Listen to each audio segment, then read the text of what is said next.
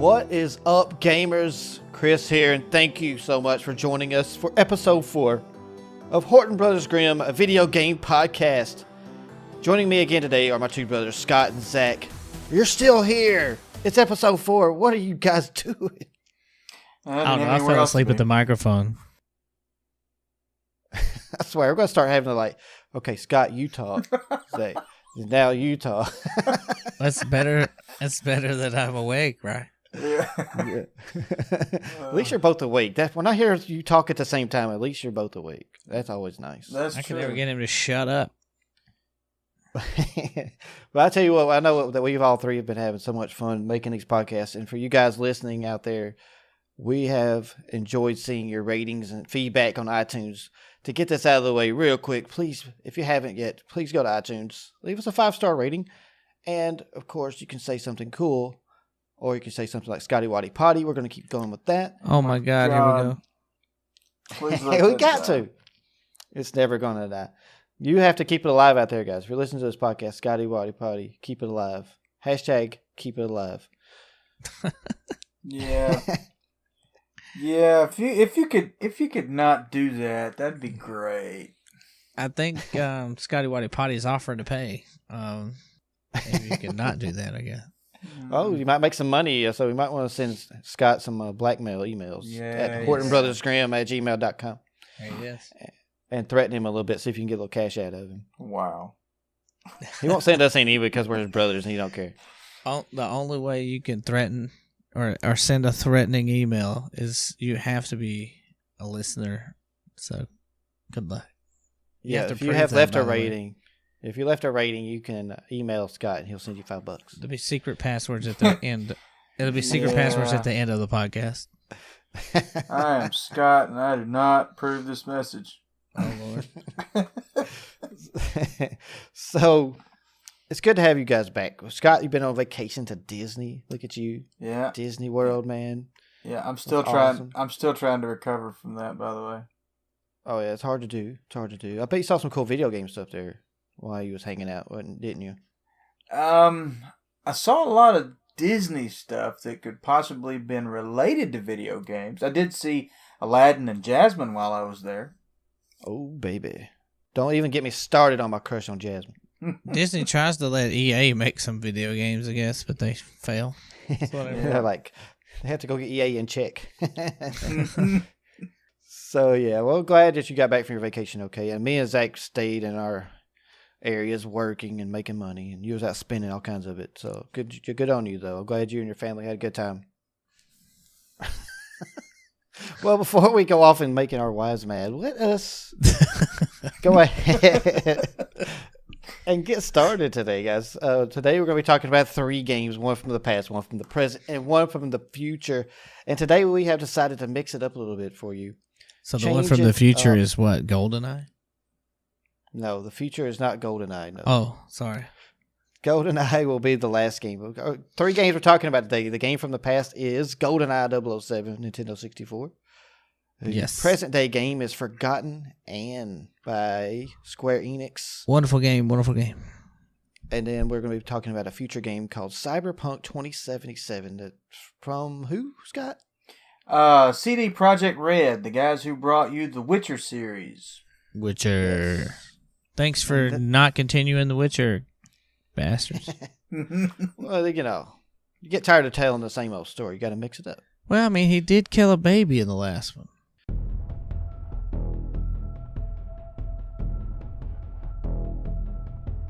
So just like how they're mixing it up, we're mixing it up today. We're going to talk about the future game first. Cyberpunk 2077. So, Scott, tell us a little bit about the research you have come up with. Now, from what I've gathered, it's very slim pickings out there about this game. It is very slim pickings. I mean, as far as news, there really hasn't been anything recently. I did see in some of my research that several weeks ago, there was some movement on their Twitter account. The single word "beep" in quotation marks was posted back in January. I know what that was. That was to signify that they're going to continue to work on the game. Yeah, it's got to be something like that.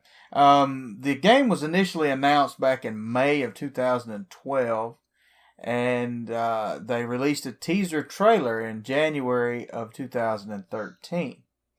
Now, there was some minimal information released around then. It said, that the game was going to be released for Windows 10, and it could possibly be for Xbox One and PS4, but there was nothing definite about the consoles. Now, as I said, the developer was CD Projekt Red. Now, they've got a staff of over 300 people working on this game, and I think from what I read in my research, it was more than the people that they had who just finished up The Witcher 3.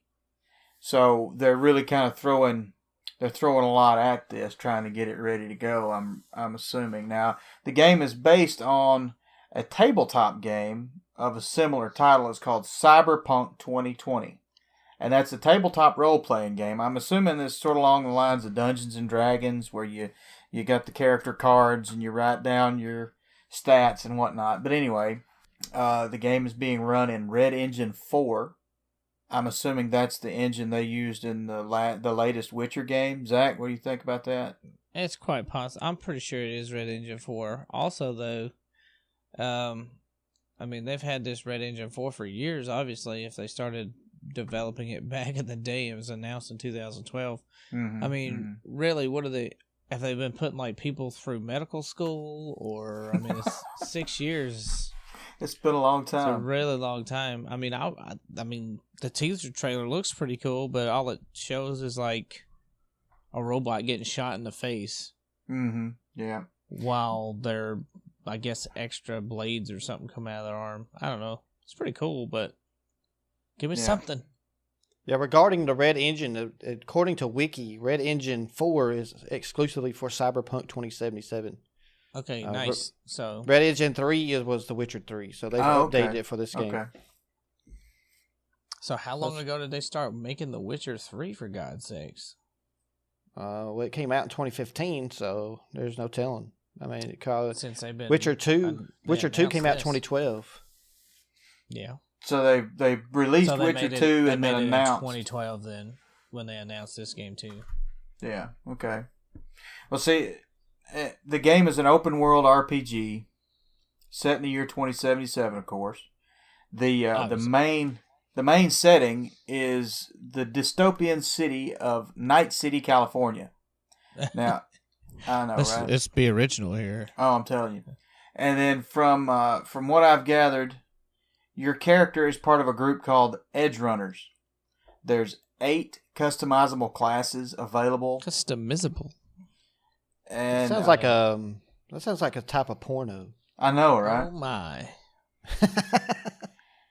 8 here we go. classes. Yeah. Okay. So, and it says that player choice and I don't know who you're aligned with, who your allies are. It plays a significant part in the way the game plays. Probably nobody, since it's like cyberpunk.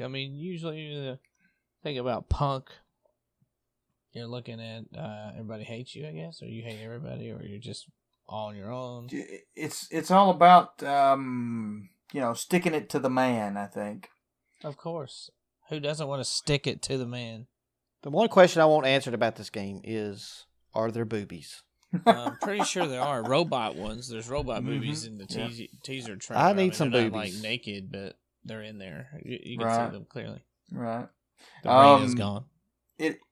It is a single player game, so sounds awful. And there's no mention of multiplayer, by the way. I wanted to throw that out there. Yeah, it is a single player RPG, so yeah. And it says no plans have been announced for multiplayer at this time. Did Witcher 3 have multiplayer? No, Witcher 3 never had multiplayer. I think this company. I think their style. I don't think that's their style. I don't think multiplayer is their style. I do not really see it. It's fine if they don't have a multiplayer, because Witchers, they were pretty good on their own. It's, I guess, sort of like Dark Souls and stuff like that. What they do to them is they just put a level of, I guess, a higher level of gameplay in there for the consumer or the gamer, if, in this case, to have replayability. I think that like the recent release of God of War, the newest one, has proven to the gaming community that single player games are still viable. I love the God of Wars I had them on the PlayStation 2. Yeah, I had the first two. I never did get the. Of course, I did not move into PS3, PS4, or even. I mean, at one point I did have an Xbox One, but everybody knows me. I'm PC gaming exclusive most of the time, unless it's like the Nintendo Switch or like I guess the SNES Classic I have. I'm in the makings of a Retro Pie, thanks to Chris here. So yes, Retro Pie is awesome, but so it's single player. I really think this company, CD Projekt Red, I don't see them making this multiplayer at all. I really don't. Yeah, that's just my speculation. Yeah, they're like I said. They announced that they don't have any plans to make it a multiplayer experience at all. I'm just wondering about the story, since it's an open world RPG. I mean, the story. How long is it going to be? They say it's a non-linear open world RPG, so there's no sort of like Zelda Breath of the Wild sounds like is what it's describing as. Yeah, I mean, from what I gather, from what I understand of it, it's being non-linear. That means you can go. It doesn't matter where you go or what you do first or whatever. You do the story however you want to do it. That sounds about right. Well, it sounds a lot like Witcher 3 to me. It sounds well, except for Witcher 3 is more linear. Well, you still can branch off though. You can branch off to side quests and things. Stuff, but I'm gonna say it's not as open as this sounds like it's gonna be. So. Yeah, it's the one thing about talking about this game is like such a mystery. You can go on the Reddit of this game, Cyberpunk 2077 Reddit, and nobody knows jack squat. Yeah, it's all speculation. It's all rumors. It's a bunch of people bickering and fighting about it. You're not. Right.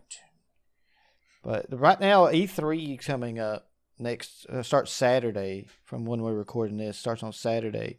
And so I'm ready for E3. I gotta have my my entertainment. So hopefully, while I'm at work, I'll still get to watch some of it. There's everybody has a lot of.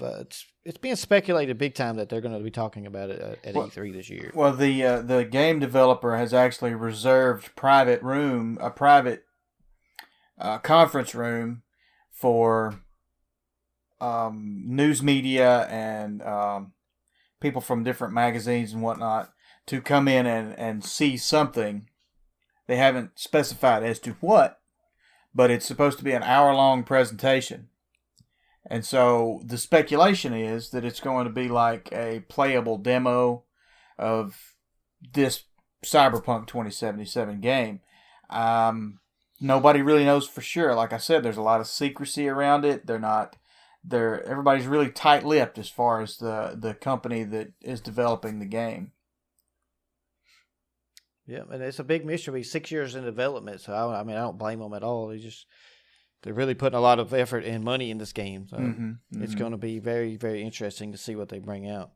Yeah, I mean, just from what I can find, just the information I can find, and from the teaser trailer, I mean, I know the teaser trailer is just CGI. It's not any kind of gameplay or anything like that. So there's nothing really to show you what it's going to look like when it's on the screen when you're trying to play the game. So I mean, I'll be interested to see what actually comes out of E3, if anything.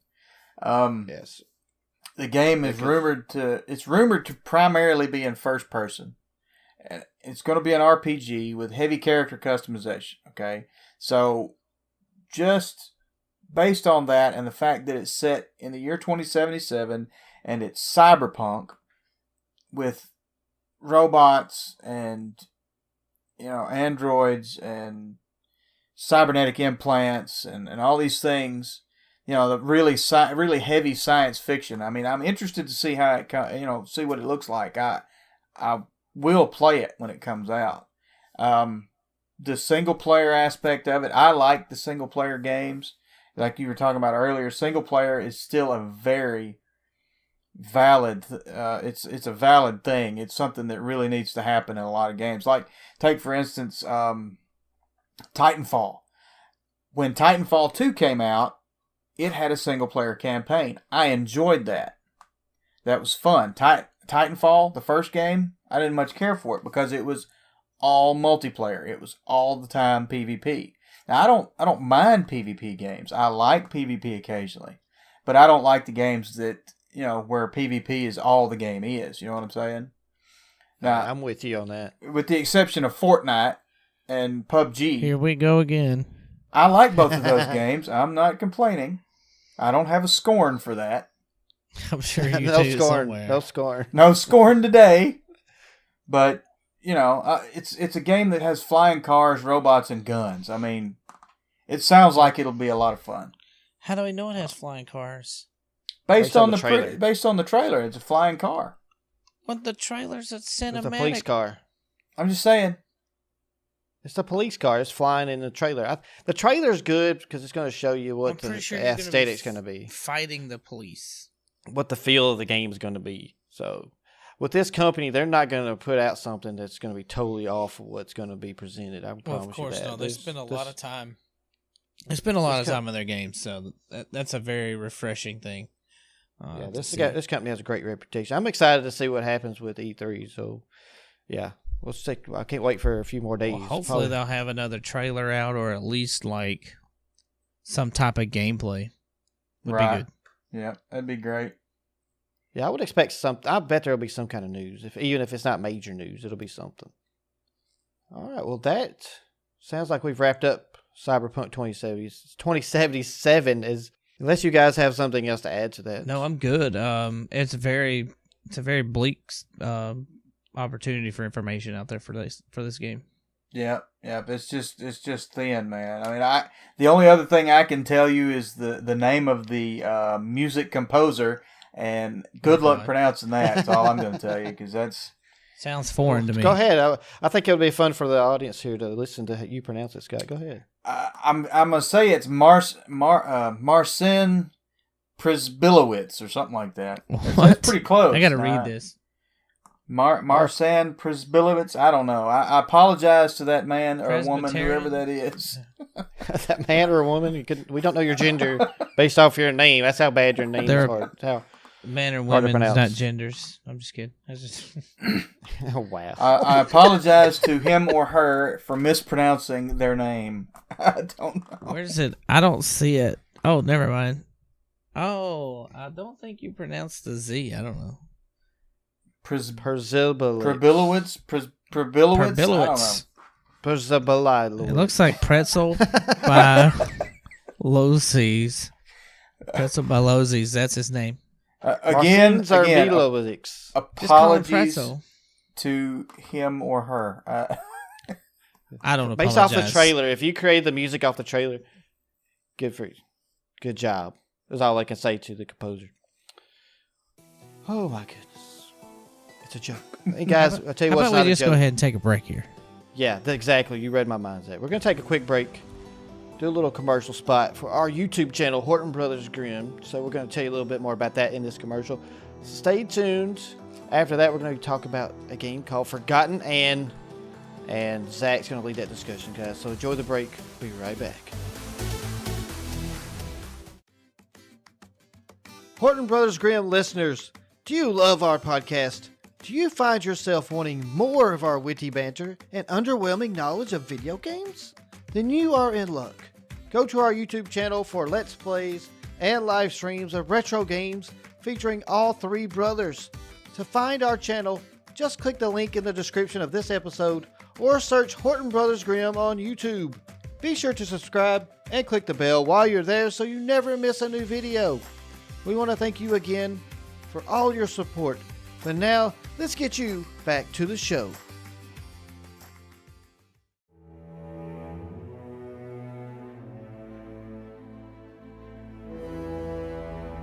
Okay, guys, welcome back to the podcast. We are about to talk about the present-day game Forgotten and Zach is going to lead off this discussion. So, Zach, take her away, baby. Sorry, I fell asleep with my mic. There we go. So, Forgotten Anne. great game. I actually had a chance to play this. If you haven't watched it on stream, go to Horton Brothers Grimm on YouTube. Oh, And make sure you subscribe. Like, subscribe, comment, all that. Yes. So, we have a game from the developer called ThroughLine Games, and the publisher was Square Enix. So, I'm guessing Square Enix owns ThroughLine Games at some point. Since they're such a big... Yeah, they're just big. Let's put it that way. So, you can play this 3 types of ways. Well, not really 3 types of ways. Underwater, in the sky, under the ground. 2 types of ways.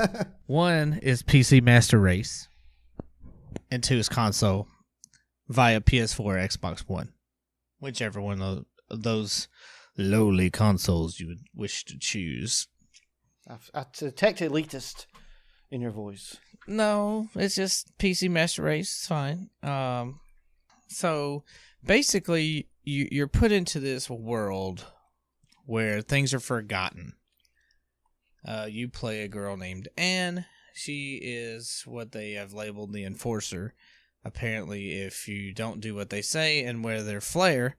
What is this, Office Space? If you don't wear their flare, you are a rebel. So, yeah, I'm gonna need you to come on in. Yeah, can you come in on Sunday? Yeah, that'd be great. As you're going through this game, like the very first thing that happens is like what they call a forgotling. Like busts into your house, and you immediately you have the choices in this game, so you make the story your own. Basically, is how it is in the decisions you make. So you can like I did play about 20 minutes of the game before I actually did a stream, and the first time this little red scarf busted in the door, I talked to him and he escaped.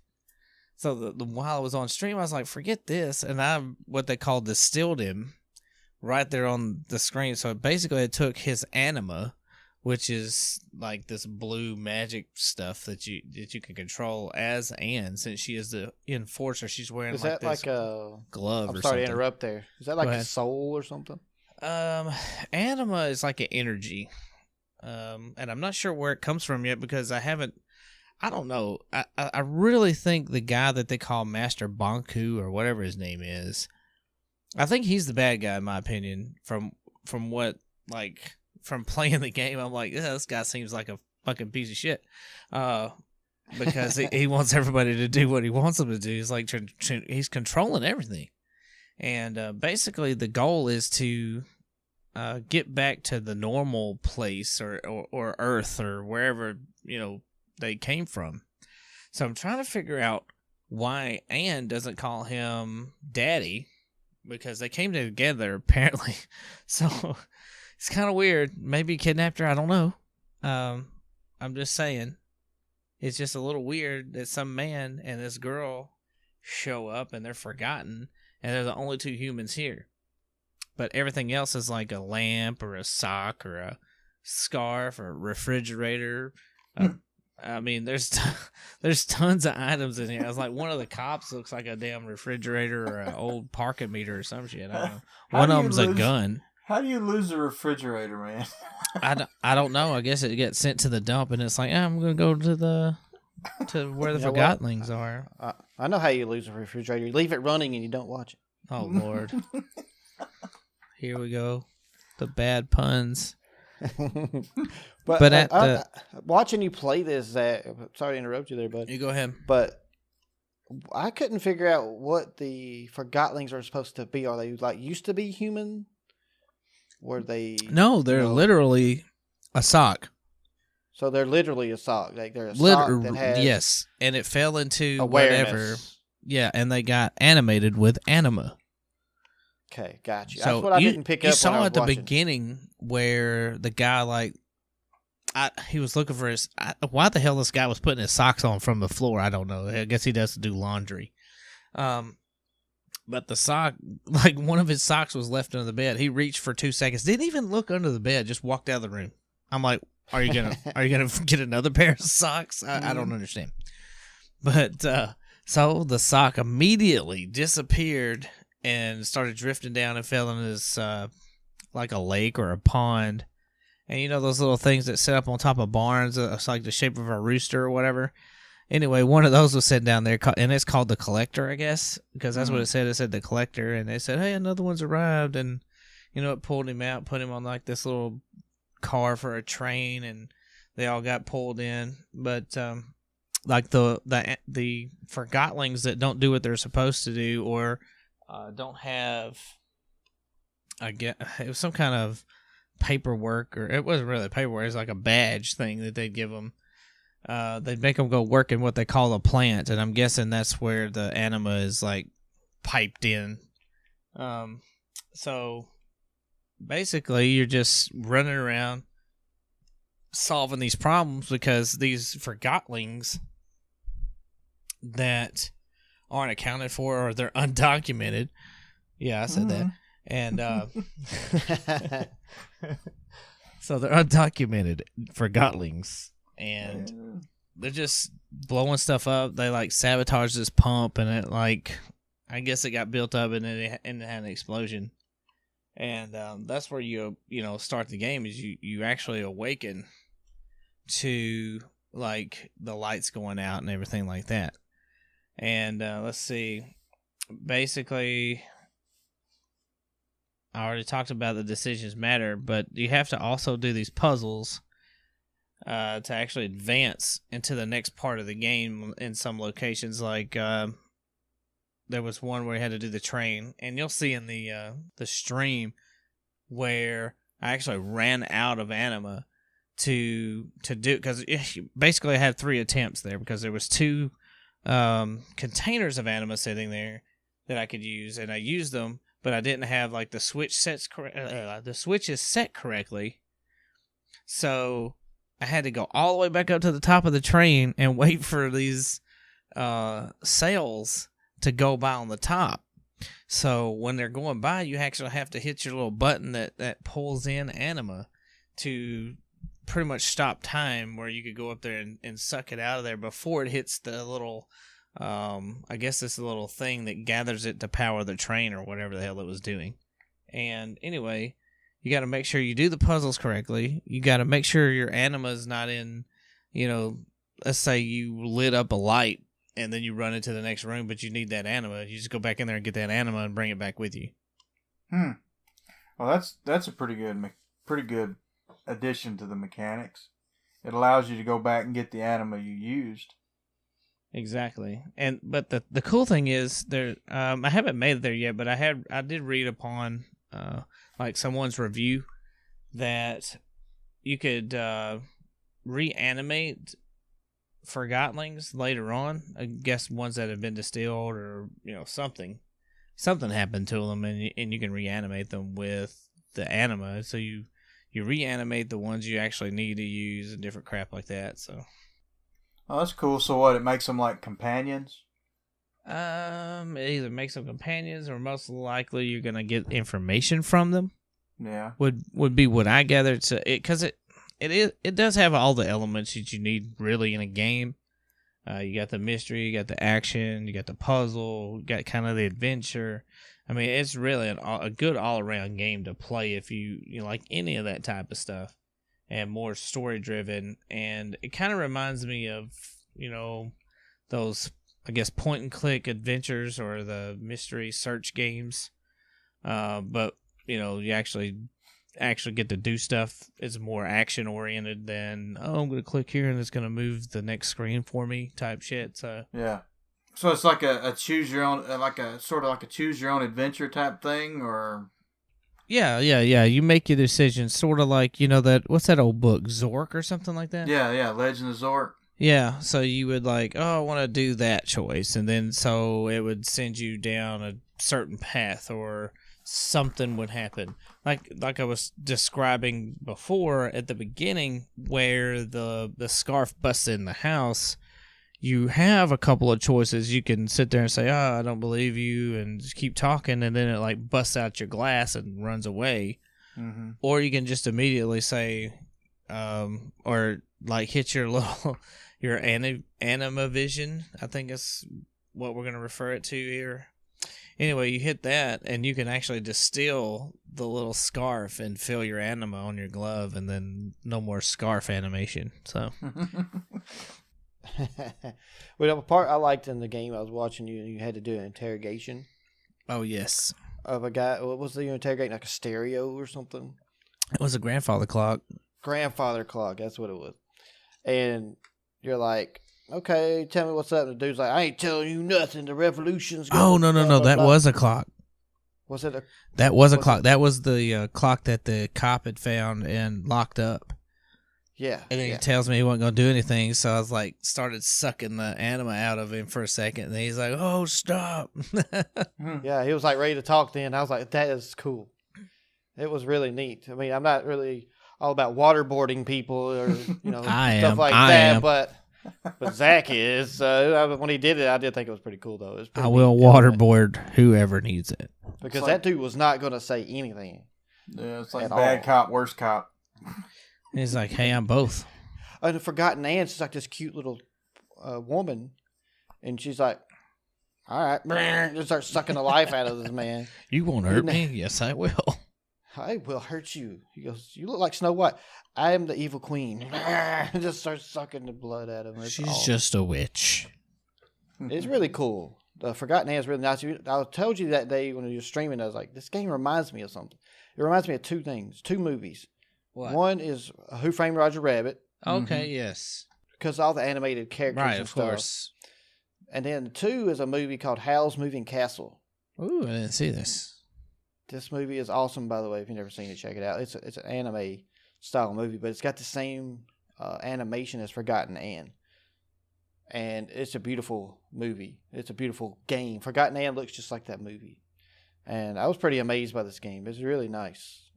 Highly recommend. This game's only $19.99, by the way. It's brand new. Yes. So it's a great experience. $20. You can't beat that. I think at one point it was like $17.99. I'm not sure why. There's $2 off, but it was there. Yeah. Well, it's an introductory price a lot of times. Most likely, games do that.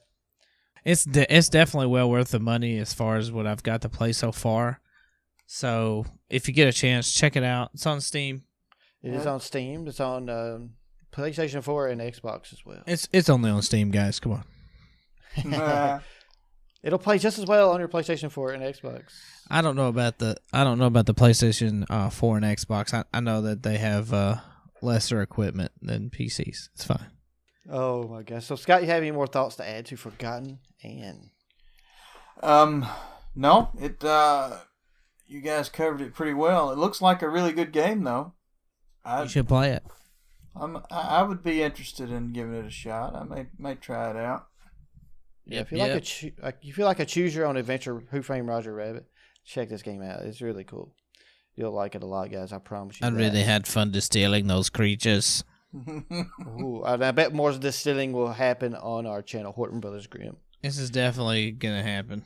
Another live stream. So, guys, go over to Horton Brothers Grimm YouTube channel. We're going to talk about that a lot, so get used to it.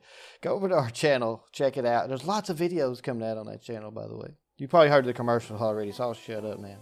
Mm-hmm. But that'll be the end of our discussion on the game Forgotten Anne. Short and sweet for a very sweet game. Awesome game. Well, enjoy this next commercial break. I do not know what it's going to be about. I haven't figured that out yet. But enjoy it anyway. It's going to be about PCs. It's going to be about the PC Master Race. Master Race. Whatever. I think Mr. Bean's in that movie. If you have questions about the Master Race, just comment below. Oh, wait a second. Don't type in Master Race without the word PC in front of it. Okay, guys? That would be bad. Don't Google that. Don't Google just Master Race, please. We do not want to be associated with that. Anyway, enjoy the break. We'll see you in just a minute with our conversation about GoldenEye 007 for the Nintendo 64. Okay, gamers, Chris here again. Did you know you could get a curated bundle of games worth over $100 for just $12 a month? It's true, and Humble Monthly does just that. Use our partner link, tiny.cc/Horton Grimm. Click on the monthly tab and sign up today. If you're a first-time buyer, you will receive 10% off your first purchase. Don't worry, they don't send you worthless games. No sirree. Each game is selected based on user reviews on Steam. Only positive reviewed games qualify. Remember, use our humble link, tiny.cc/Horton Grimm, to check out Humble Monthly today to get awesome games, support charity, and support this podcast. Now, back to the show.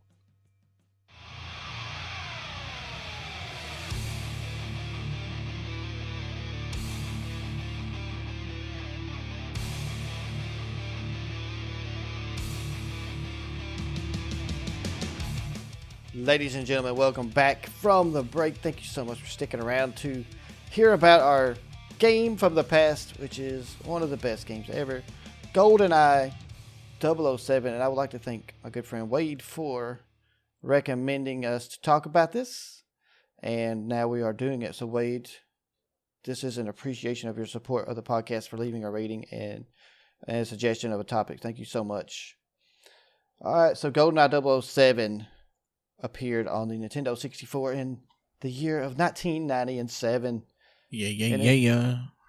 This game is a trendsetter. This game, if it wasn't for this game, a lot of games we know of right now wouldn't exist, most likely, because this thing started it all. It is a single-player, first-person shooter, has a single-player story mode, which is excellent, and a 4-player split-screen multiplayer mode, which was crazy at the time. It wasn't. There was games like Doom, Wolfenstein, things like that, sure, but they were all PC. Mm-hmm. And people who created them games for the PC were very weary about putting these kind of games on consoles because of the controls. And it made sense. The Super Nintendo and the Nintendo couldn't have handled this kind of game because it didn't have the analog 3D motions and stuff. So once Nintendo 64, PlayStation came out, these kind of controllers, analog joysticks were there. So GoldenEye 007 pops up. And this game was developed over a 2.5-year period by an inexperienced team led by Martin Hollis, who I do not know who that is, but thank you, Martin Hollis. You are the man. And the guy, he had previously worked on Killer Instinct on arcade. Full gore. Pretty awesome game in its own right. Orchid. Orchid's my favorite. Combo breaker. Gotta love those memories. That game might be something we talk about one day too. Oh, we're definitely going to be talking about Killer Instinct soon. So this game was previously supposed to be an on-the-rails shooter. So it was just supposed to be like guys coming at you and you're shooting and killing and moving on. It just carries you through the game. But they redesigned it as a free-roaming shooter. And people were kind of like very weary about that. They weren't too sure about it. But it turned out to be the right decision because they sold over 8 million copies worldwide. Yeah. Third best-selling in Nintendo 64 game. And I sorry I did not look that up, what this other two was. It was number one is Buck Bumble. I'm sure it was Mario 64 and Ocarina of Time. Probably. I would bet. Mario 64 and Ocarina of Time were great. Oh, yes. Fantastic And so games. was Buck Bumble. Hey. Yeah. Buck Bumble. I love that game. That was fun. Yeah, I don't think, but they probably sold about 500,000 copies of that game. Or Conker's Bad Fur Day. Conker's Bad Fur Day was awesome. And we could go on a list of games on Nintendo 64, but we will refrain. Because we could sit here all day talking about that. Yep. This game is considered one of the most important games in history because of the first-person shooters. It demonstrated that consoles could handle it. Consoles could handle this genre, and people would buy it, and people would play it. Because multiplayer mode was probably the most memorable thing about this game for me. And because we would play this game together on split screen, and all three of us would accuse all three of us. You screen cheating bastards. You screen snipers. You screen sniping bastards. Chris was the worst one. Scott was the worst one. Shit. This is what we argued about right there. And you knew when somebody was looking at your screen because "Where are you guys at?" would be said multiple times while they were staring at your screen. Where are you? But the problem is we're playing this on like a 20-inch, 25-inch CRT screen. I know, right? God, it was horrible. I mean, you couldn't help but see the other person. I'm sorry. There's no cheaters. You just couldn't help it. You just happened to look. You're looking at the same TV. That Chris was a cheater. No, it's not the cheaters. Zach is a cheater. And he also has a bad temper when you kill him a lot, but it's okay. I used to. I don't play those games anymore for that reason. And so GoldenEye 007 is considered one of the greatest games ever. You know, it really is. And because it's in its own, it has that something special about it. You know, when you think about it, it gives you good feelings. You know, you think it's just one of those happy feelings like Super Mario 3.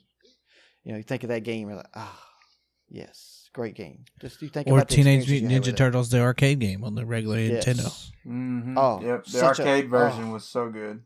So good. So good. That Ninja Turtles was made for that game, for that genre. How they set it up. The first one, ugh. The arcade version, beautiful. So as we all know, GoldenEye is a first-person shooter. And we get to take the role of James Bond. And the story mode of this game is really good too. What I liked a lot about it is you got 3 different difficulty modes. You could pick just an agent, and I think you were a secret agent, and then you were a 007 agent. Mm-hmm.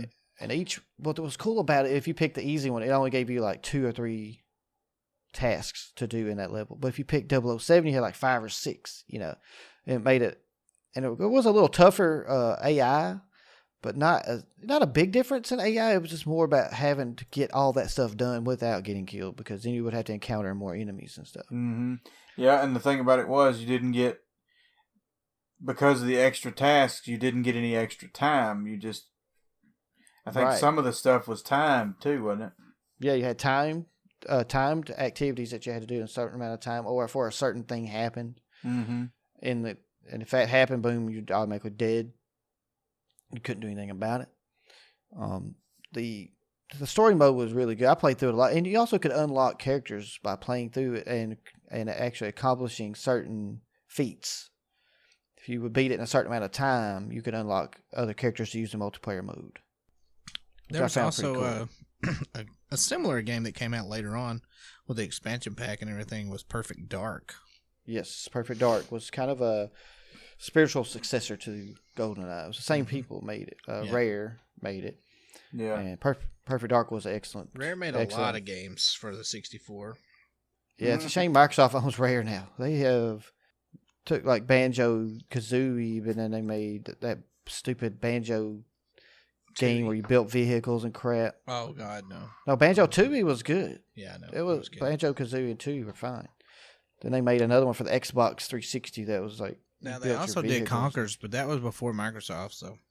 Yeah, Conkers was on the 64, yes. So Rare has a good reputation. They've made tons of great games. Donkey Kong Country, for instance. Yeah. They made the first set of those. Donkey Kong Country 2. Donkey Kong Country 3. So GoldenEye 007 just stands out above all of those games. All those great games. GoldenEye, seriously, like, boom, top 3 on Nintendo 64. So this is how awesome GoldenEye is. It was my favorite of the 64 games. I played several of them, but GoldenEye 007 was the best of those, in my opinion. Oh, no doubt. No doubt. You know what the cool thing about this game when we played multiplayer mode, it had all these different guns you could use. Mm-hmm. The golden guns, and what I remember a lot was one-shot kills. You could set up for one-shot kills. And the golden gun, or like there was a mode for golden gun, so if you found the golden gun, you had one-shot kills, but the other players did not. But then when you could edit the game modes, so I'm saying like that's one of the things it did. You could edit the game modes and change it to how you want. It could make one-shot kills.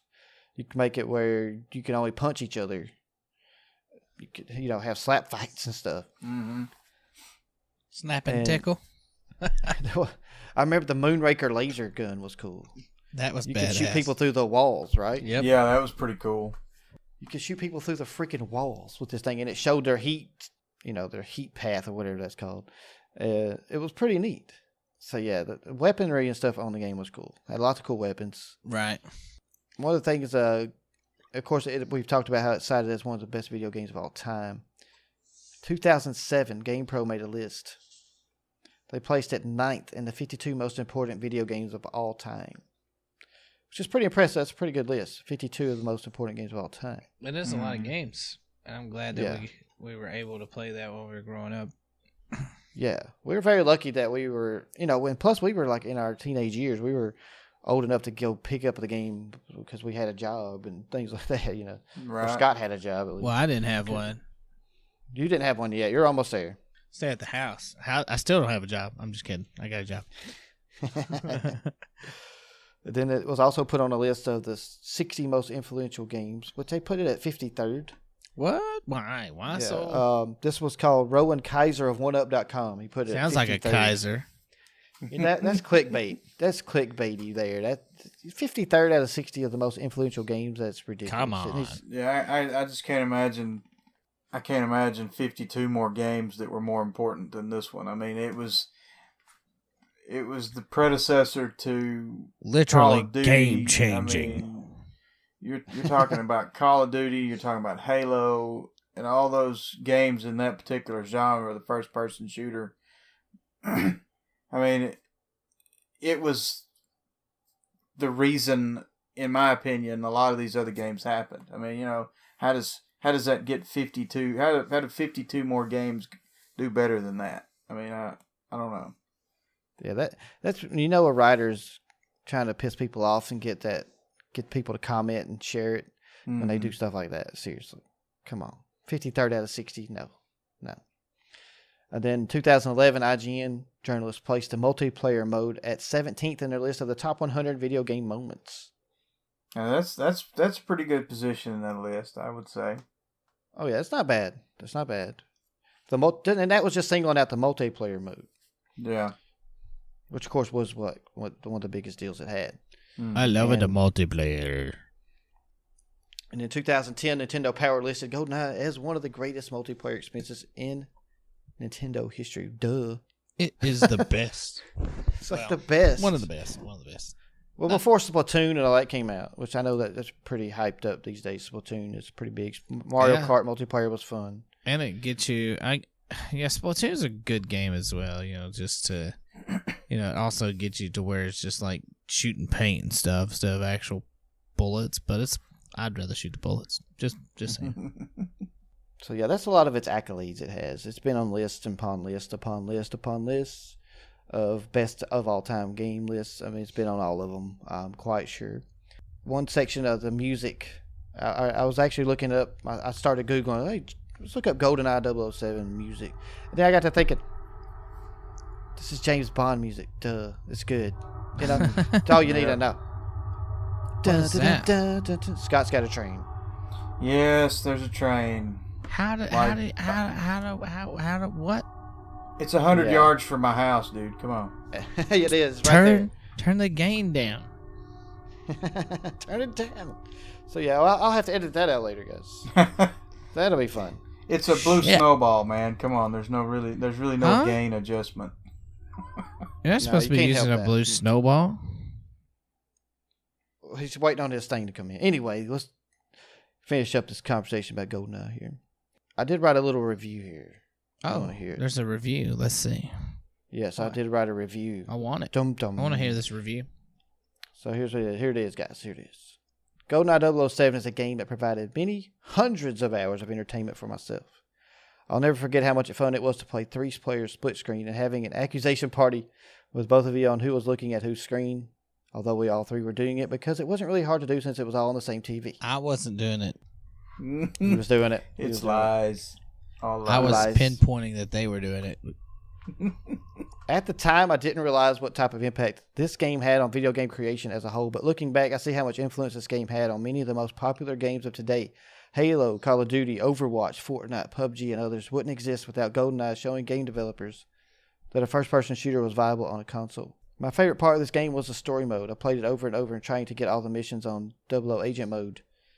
GoldenEye was an excellent movie, and I love seeing all the classic James Bond characters pop up in the game, especially unlocking them from multiplayer. That's my little review I wrote. Thank you. Pulitzer Prize winning review. Yay! Nicely It's just done. a good. Womp, It's just a good. womp. It's just a good memory game. It's one of those games you think back and you're like, yes, the good days. That review was full of facts, except for the fact that there was only a 2-player cheating party. Yeah, you and Chris cheated. No, you and Chris. Cheating No, Scott and little Zach turds. all day. I'd never Scotty Waddy cheater and Chris were the cheaters. Shit. I would always look up at the ceiling if I couldn't figure out stuff on the game. I would never ever look at the other squares on the screen of the same TV I was looking at. Ever. I don't trust him. But anyway, that game was awesome. I mean, seriously, it's the best, and it's fun talking about it. But that's all I got to say about the game. You guys have anything to add? That's all I got to say about that. No. I'm sorry, Scott. Go ahead. I reckon that's about it. I enjoyed the game. It was like I said, it was one of my favorite, if not my very favorite, Nintendo 64 game. Well, no, I can't say it was my very favorite. It was one of my favorites because Buck Bumble. I really enjoyed playing. I'm that telling game. you, Buck Bumble was the What? shit. What the fuck? Yeah, Buck Bumble. Get the fuck out of here with Fuck Bumble. Oh, really? That's his name now? His name's Fuck Bumble. Oh my Get the god. shit out of here. That game's terrible. Oh no, I'm telling you, the What game a was crap awesome. game. It's the what? The game was What? awesome. No, I loved it, dude. It's No. like one of my faves. I'll I say mean, this real quick. I Go did ahead. enjoy GoldenEye though. So, Talk about your Fuck Bumble. oh my god. But anyway, I was gonna say I forgot to mention. After I got to researching and everything, I remembered they had made a remake of 007 GoldenEye for the Wii. So I decided to go pick it up at my local GameStop, and it was like $15. I ended up picking up a classic controller because the motion controllers were terrible for the game, and so I went and picked up a classic controller. And first of all, classic controller Nintendo, I had to bitch at you. I never bought one when I had a Wii before. This thing's crap. It's only good for the emulators that you can Yeah, put it's on only- it. Yeah, it's only good for the Super Nintendo games and stuff. This thing's, the joysticks on it are too close together. I mean, it's like trying to rub two nipples on somebody's belly. It's my the God. worst. It don't make sense. It just makes no sense. Why is there two nipples on this person's belly so close together? Why is there nipples on their belly in the first place? Exactly. This is true. It's a good question. That's what these joysticks make me think of. Mhm. So, anyway, GoldenEye on 007 for the Wii, I did not care for it. They did change it up a lot. They kept some of the levels similar. I did try to play through a few of the levels.